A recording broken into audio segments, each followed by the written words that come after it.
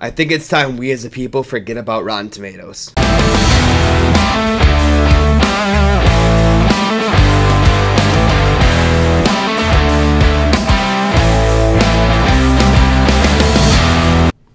Alright, Shazam! Fury of the Gods is the second Shazam outing in the DC Universe, and is also the second Shazam film by the horror director, and now apparently comic book director, David F. Sandberg.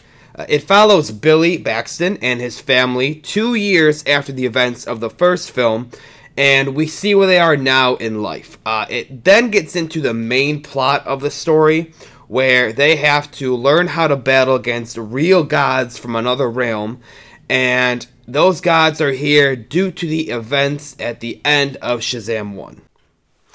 Alright, so my first thoughts after leaving the theater for this film, it was better than the critics made it out to be, and I really think that Rotten Tomatoes should not be used by anyone either in the film community or just, you know, everyday fans in general as a way of forming opinions about a movie before seeing that movie, because it can either shape your opinion to be worse or better and ruin your experience. I think we need to just go in with a clean and fresh mindset and watch it for ourselves and form our own opinions.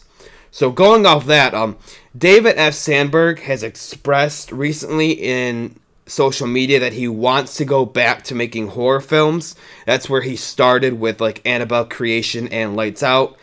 And you can see him trying to break back out into that horror genre with this movie and with the last Shazam movie a little bit. I mean, not a lot, but it's as much as he can take it, as much as he can push those limits with these kind of PG-13 superhero films. Okay, now getting into the positives of this film, mainly I have to say is the main set of characters were fantastic in this movie. They all played their role really well, and there were a few standouts here and there, mainly with Billy Baxton or Shazam or Captain Marvel, whatever you want to call his character, played by both Zachary Levi and Asher Angel, or I'm sorry if I got his name wrong, I don't know how to pronounce it exactly.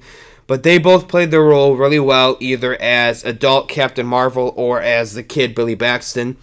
Of course, in this movie we saw more of Zachary Levi, and in the last one I would say we saw more of Asher, but they both play their roles great, and you can really tell that it is one character in two bodies. They do a very good job of showing that.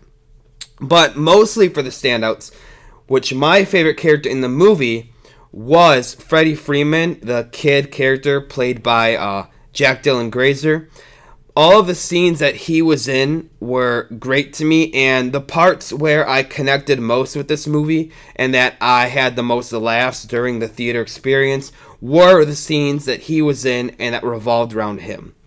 All members of Billy's foster family honestly played their roles very well, with the 6 kid characters and the 6 adult Shazam characters, and even the foster parents. I think they added a very nice touch to this movie. I know a lot of people were hesitant or hurting with this comedy. I personally thought the comedy worked well. I wouldn't say it worked great, but it worked very well for me.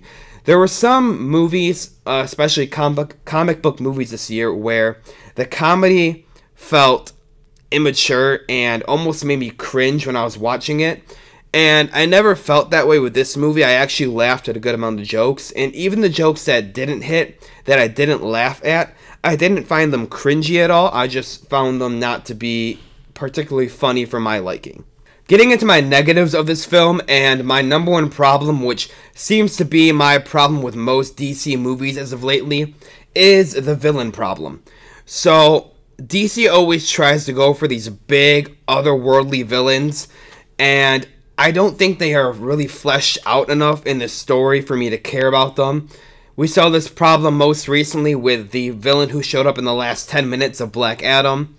And while the villains in this movie, the Daughters of Atlas, these godlike creatures from another realm, while they are built up and they are around the entire length of the film, I don't feel genuinely connected to all of them, or any of them, honestly. And we have this weird problem in the movie where we can't decide if they are truly villains or good guys or a little bit of both, kind of an anti-hero vibe to them. And it doesn't really work for me. I want a true villain with true emotions that I can really connect to, and DC does not give me that very often. Back to the comedy aspect of this movie. Like I said, some jokes didn't hit, which I guess you could count as a negative for this film, but they weren't annoying jokes. They didn't take me out of the movie. They just weren't all that funny at times. And the final negative I have to say is the ending of this film. It started off very emotional and touching. It kind of made you, tear up and really want to connect with these characters more. And then the direction they took it just felt completely empty, and I did not appreciate that at all. I really think they took this very well-made emotional ending they were building towards and just destroyed it for a couple jokes and, spoiler alert, cameos. So getting into my final thoughts for this film, it's not as good as the first in either the childlike awe or the comedy aspects, which is what really made the first one so good and so special to me. It's still a very solid movie. It's still a good movie. It just doesn't live up to its first one. Visually, I'd say it's an average comic book film.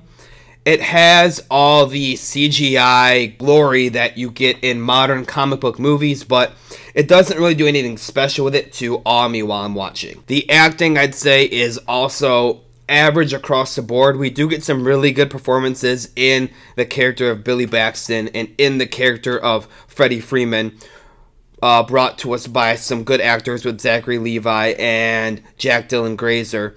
However, there are some other characters who I would just say are average in their acting chops, such as the villains and some of the core members of the Shazam family. The direction of this film by David F. Sandberg, I would say, is actually very good. He takes this script that is, kind of generic in the terms of modern day comic book movies, and he's able to make you laugh and feel something during its runtime. So that is the sign of good direction to me. And like I just said with the script, the story was okay. It was a solid, average, modern day, 21st century comic book movie, and we've seen it before, and we know it works. It's kind of the formula they have, and they just stick with it and they go with it. For entertainment value, I would actually say it was really good. A lot of these movies recently this year have made me kind of doze off, where I don't want to watch anymore. I'm kind of waiting for it to end. I want to check my watch and get out of the theater. And I was having fun the whole time this one. I was never really waiting for the movie to end. I was ready for more Shazam action, and that's good to me. Overall, for a score, I give this movie a solid 7 out of 10. Like I said, good movie. Not as good as the first, but still a solid, good entry in the DC universe.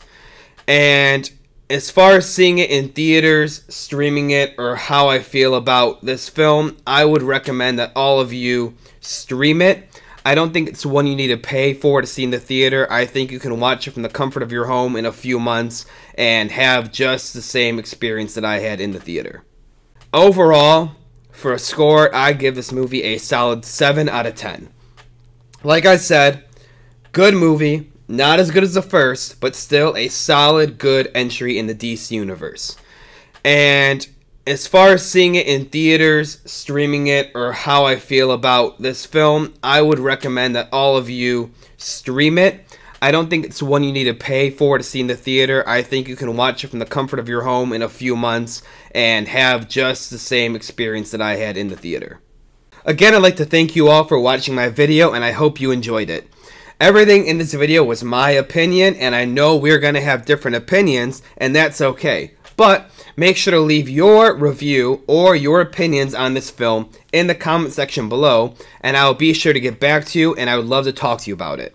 Also, don't forget to leave a like on this video and hit that subscribe button to be notified for future content that I may post.